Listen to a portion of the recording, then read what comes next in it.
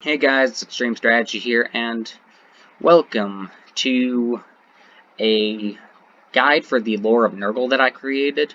So this is just going to be a series of demonstrations where I discuss each and every single one of the spells, and discuss what each one of them is used for, and how each one of them can be used most efficiently in battle.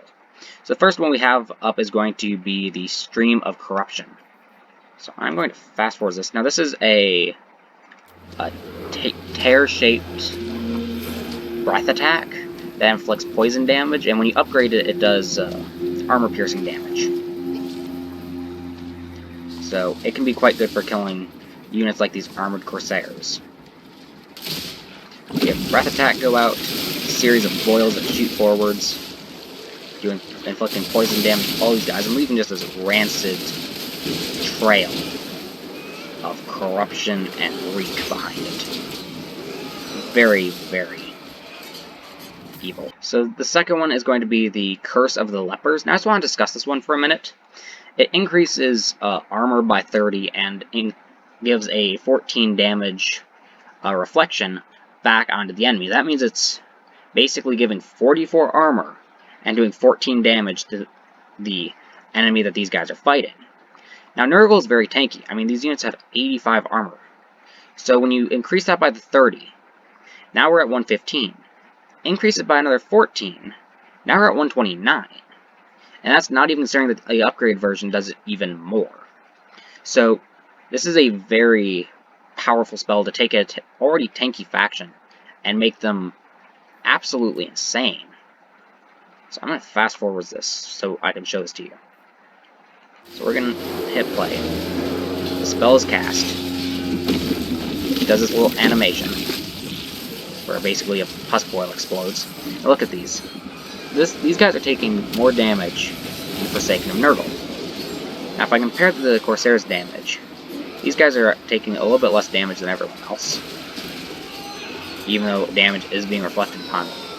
However, these Forsaken of Nurgle over here are taking a lot less damage than the ones over there, over here, or actually these ones over here might be better. Nope.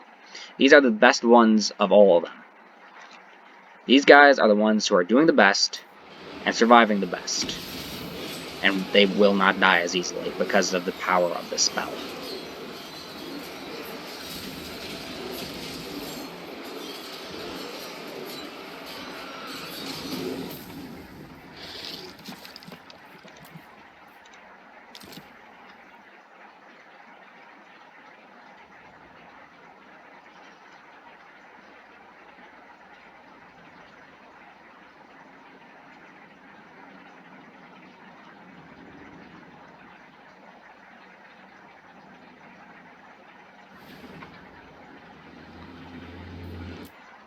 So the third one we have is called Rancid Visitation. And this is a spell that's designed to kill characters, which basically are lords and heroes, like Boyar over here, with his two axes. And it's meant to kill, like I said, single entity lords and heroes. So I'm going to fast forward this until we get into range to cast a spell. Now we're actually going to put this into slow motion temporarily. So basically it forms this big pus bubble over the guy. That's already starting to do some damage to him. It explodes, doing more damage. And I'm just washing down on top of him. I would not want to be this guy. I would need a bath after that. Or one heck of a shower. Yeah, I would not want to be that guy, because he gets sprayed. These guys all get sprayed. It's not good. But it does do a nice amount of damage. So the fourth one we have is Blight Boil. This one is an explosion area. Upgrading it increases the damage done by it, just like increasing the Rancid Visitation increases the damage done by that spell as well. And it has a very nice radius. So I'm going to put this into fast forwards as always. I'm going to hit play here. And this thing just looks absolutely disgusting. You have worms coming out of this massive pus boil that keeps swelling and swelling and swelling, with a guy phasing inside of it. But there are guys inside of this. I would not want to be them. And it kind of deflates and inflates. Keeps deflating and inflating. And then explodes into this massive, just mass of pus. And as you can see, it did a ton of damage to the armored corsairs over here and over here. I'm actually technically shattering these, or breaking these guys. These guys aren't broken. That was just absolutely devastating. When all the damage is said and done, that reduced both these guys to nearly half health. And this was plopped in the center of them, where it wasn't going to hit one or the other. So imagine this upgraded and on top of a single entity target. It would do some extreme damage. So this is the last spell, the Miasma of Pestilence.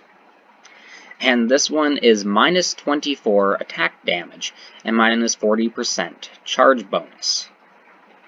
Now when you upgrade it, it gives an area of effect, which I'm going to show in a second on these two armored corsairs over here that just love being beaten up. They love being beaten up.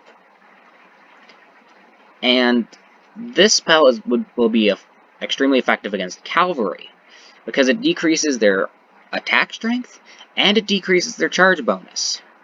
Meaning that if you have cavalry coming down, flanking down on top of you, you cast this on top of them, they're not going to be very effective cav, because they won't be able to do much damage. Now, the fact that Nurgle's already a tanky faction, I really wouldn't expect that cav to do anything more than just knock your guys backwards a little bit.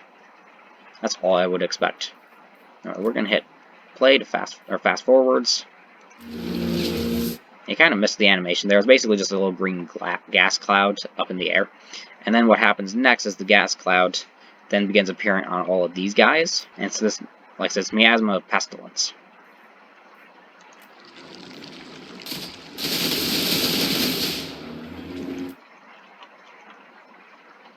Yeah, the little, like I said, the little gas cloud. Oh wait, this is gun smoke. Whoops. Never mind. Anyway, I hope you guys enjoyed the video. If you did, be sure to hit the like button and subscribe for more content like this. And especially do hit the like button so that way I know to make more guides like this discussing maybe the lores of Slaanesh, Zeech, Fire, Death, Metal, etc. But anyway, I hope you enjoyed the video, and I hope you enjoy the rest of your day.